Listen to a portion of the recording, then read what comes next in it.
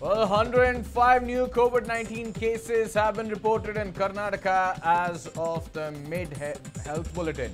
The total numbers now stand at 1,710. 588 people have been discharged, while 1,080 active cases have been reported, while 41 people have succumbed to COVID-19. Meanwhile, if you see India, 1,18,447 cases have been reported, and out of which 66,330 active cases are undergoing treatment at designated hospitals, while 45,299 others have been discharged. 3,583 people have succumbed to COVID-19 in the country.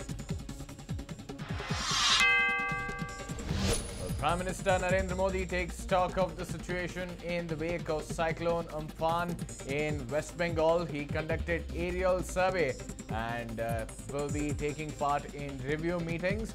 Prime Minister Modi will also visit Odisha later in the day. The NPC voted to reduce the policy repo rate by 40 basis points from 4.4 to 4%. The repo rate cut by 40 basis points from 4.4% to 4%. GDP growth in 2021 is estimated to remain in the negative territory, with some pickup in growth impulses in H2 2021 onwards. Well, the GDP is expected to be in the negative territory for the first half of the fiscal. It is expected to pick up in the second half.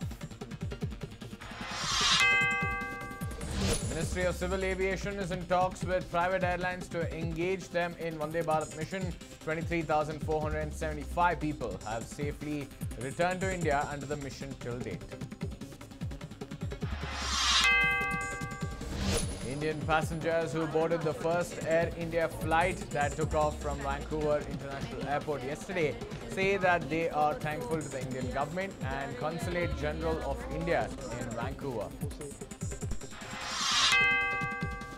The Congress interim chief Sonia Gandhi calls for an opposition party meeting of all the 18 parties today. Reports state that the video conference meeting will be chaired by the UPA chairperson Sonia Gandhi to discuss matters like the government's handling of coronavirus pandemic, the migrant issue, the state's suspension of labor laws, and freeze on various parliamentary committees. Finance Minister Nirmala Sitharaman to hold a review meeting with the CEOs of public sector banks on Friday to discuss various issues, including credit offtake, as part of efforts to prop up the coronavirus-hit economy. The meeting was early scheduled on 11th May. Union Health Minister Dr. Harshvardhan will take over the chairmanship of the World Health Organization Executive Board. Dr. Harshvardhan will be succeeding Dr. Hiroki Nakatani of Japan. The Union Minister had participated in the 73rd World Health Assembly via video conference on May 18th.